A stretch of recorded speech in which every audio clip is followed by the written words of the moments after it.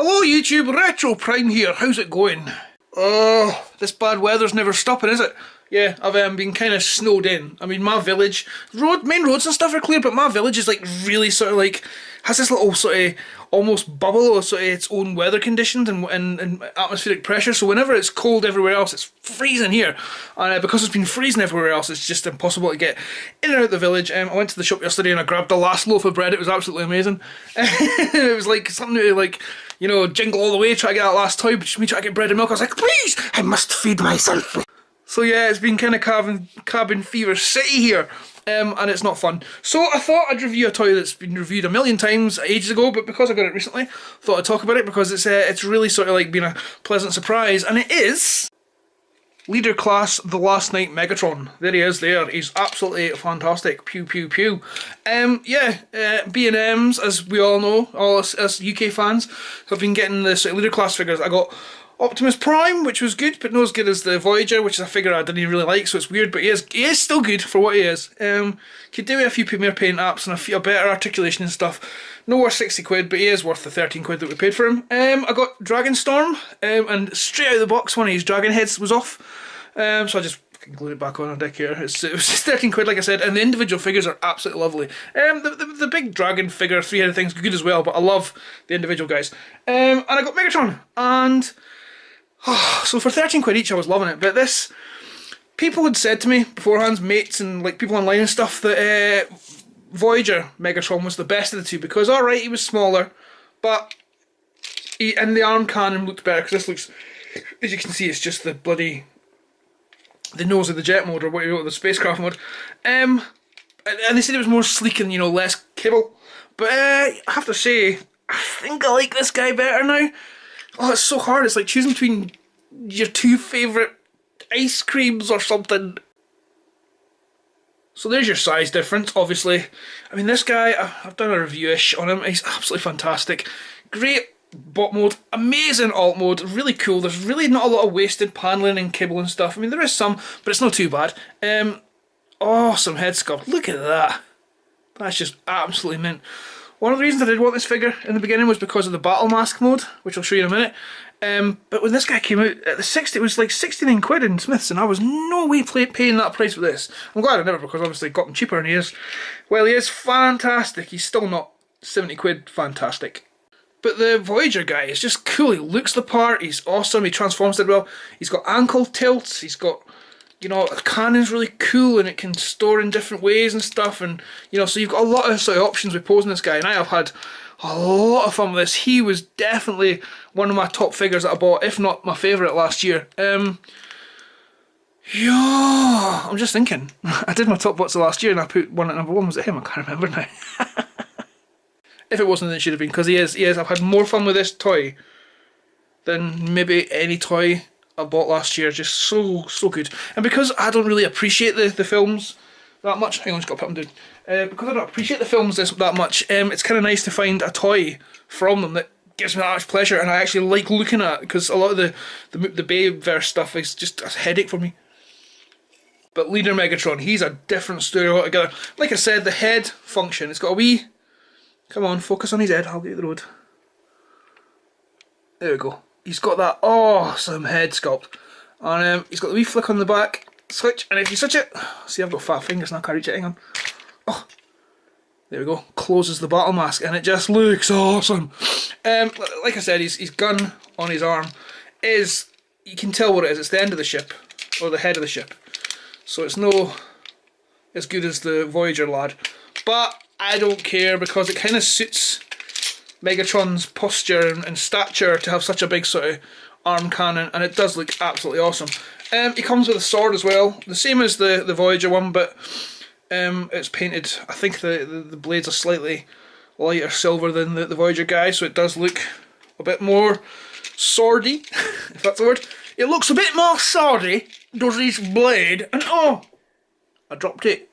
So there you go, he holds it and it looks awesome, and it's absolutely fantastic, and it does store on the kibble on his back. There's two little ports there that you can just point it on, and then you can sort of have it sticking out a la He-Man for the back of his neck. So yeah. Other accessories you get are these sort of two flame blasts or whatever, because I mean, the one scene I have seen in Megatron in the film is when he's sitting talking to, I think it's barricades, and going, "Oh, find me something," and he's sitting in like what looks like an abandoned warehouse or industrial complex thing, and he's just talking, and for some reason his cannons just firing fire for no reason. Like, I assume it's maybe because he's annoyed or he's getting frustrated, but it just comes out like he's just sort of wanking. He's like cock stripping spunk.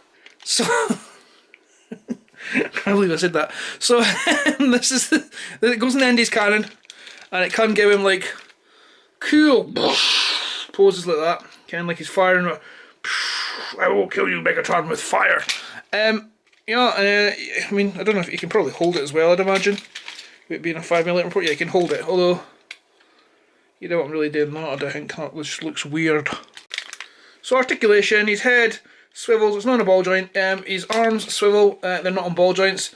He's got outward movement, and his arms, he's like a bicep swivel. The one thing I find really weird with this, he does have wrist swivels, but it's really hard to get his arm in a good, like, you'd expect it to bend that way, like so bend like an elbow would up the way like that, but you have to turn it so he's like almost pumping his gun, and then do that to make his arm come up. And while it works fine, there's a big empty space there for transformation, which leaves a massive gap in these arms. He's got the same one there, and it just looks really rubbish if you're trying to get a sort of, you know, look at this kind of pose where his arms bent up. It just doesn't look, it really does look a bit rubbish, to be honest. His legs, bicep, thigh swivels, his knees, but because of the back cable, his knees don't really go very far back. They can go out quite a bit.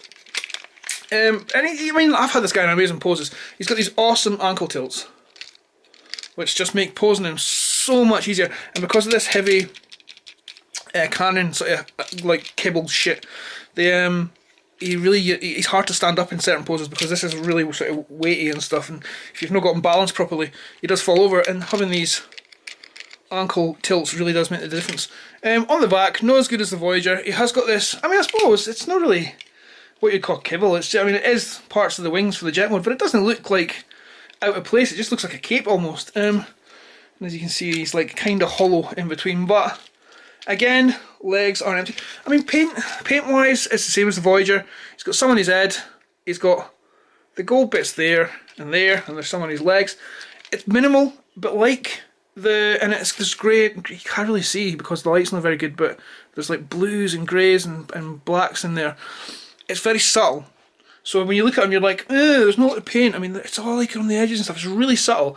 It's not the kind of thing, when you look at it, it looks like quite a sort of boringly coloured figure, but it's really, well, it's like detailed and colour, and that really sort of accents the figure, you know, like really sort of adds to the sort of feel of Megatron rather than trying to overdo it and sort of add paint for the sake of it. Not the same with the leader Optimus. He's crying out for chrome and stuff. But yeah, so that's his robot mode. Looks awesome. The head gimmick, God, is cool. They could have done that on the Voyager guy. So yeah, I love this just as much as his Voyager counterpart. Yeah. Oh my god. Just transformed him, and that is one of the biggest ball aches I've had in a long time. I think I've had a transformation that fiddly since Bad Cube's Sun Surge. I mean, alt mode. Oh, it's absolutely lovely. Look at the size of it as well. It's absolutely huge. Brilliant looking alt mode. Brilliant looking alt mode. I'll try and sort of just get it down so you can see the details, like this, the Cybertronian writing, which is actually, it's moulded in and then painted. It's not just painted on, so it looks good. Yeah, cockpit, this clear plastic, and there you go. And again, underneath you can kind of see where the robot is. It's got landing gear. Oh, and yeah, I mean, it does everything that the Voyager guy does. It transforms way differently. Panels pop off everywhere. I mean, a lot of the panels on his leg and his backpack, like these parts pop off. And the parts where the rocket boosters are there really popping off. But there's these bits under here, these little panels here. Can I move them with it falling off? They just fly off during transformation. Maybe I'm doing it wrong because I just kind of worked out myself. I never really looked at the instructions. Maybe there's a set way to do it where all the panels don't sort of, you know, getting each other's roads, but you know, they do with me. The other thing that's a pain in the arse with this is, so they've got this gimmick for the sort of the cannon, the fusion cannon. These two bits pop off. I mean, see what I mean? They're not really doing it. The problem is, if this cannon isn't really spring loaded, or it's like, you know, it just sits in position that you move it to. So they're you know, there's no two set in and outs. And if you don't have them all the way in, it means these bits don't close properly. So you have to make sure to ensure that it doesn't keep opening. Oh, that was even words. That it doesn't keep popping open. That the fusion cannon's pushed right the way back up in. He likes it inside him, does he? And then they should stay. They should stay firmly tabbed together. So that's not an issue. But yeah, his weapon does store his sword on the port in his back or top or whatever, on top of his vehicle. But I found that it's really loose, so sits fine. But if you're a kid playing with that and going meow meow meow, it would just fall off. I know that you do that. I reckon why you'd go meow meow meow. Is that how pew pew? My daughter calls them pew pews. Can I play with your pew pews, Daddy? Oh, awesome. Sorry. So yeah, alt mode just as good as Voyager. Transformation's an arse, but other than that, it's just every bit as lovely as he's a small guy. Obviously, these bits, there's two of them, so obviously, so one there, and I don't know where the other one is. He's across here in Rook's hand. Come on, you bastard! You're down there. So you can. Let's see. Oh, that's not tapped in properly.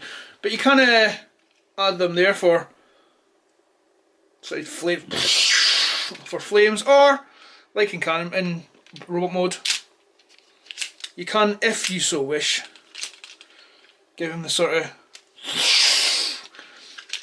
if that's your thing. This toy's awesome. Absolutely loving it. Apart from those crappy panels, I can't really think of anything I'd prefer. Maybe a ball joint on the head. And the shoulders to give them a slight bit more posability. The arms kind of bug me. Transformation's a pain in the balls, but other than that, it was well worth the 13 quid I paid for them. Well worth it. Yeah, so if you can pick him up in your local B&M, do it. I wouldn't pay the 60 quid mark for him. That's just not worth it. He's a fantastic toy, but he's not that good. For 60 quid plus, you want masterpiece quality, and that isn't a masterpiece quality, although it's not actually that far off. Yeah, so there you go. I just thought I'd show you them because I'm snowed in and I'm bored and cabin fever, want to kill myself. Hope you enjoyed it. Please like, comment and subscribe, and I'll try and get back to you with a review of Leader Class Optimus, because he's worth a look. Yeah, anyway, hope you're enjoying yourself. Hope the snow, if you're in this country, hasn't affected you too badly, and we'll speak soon. Peace.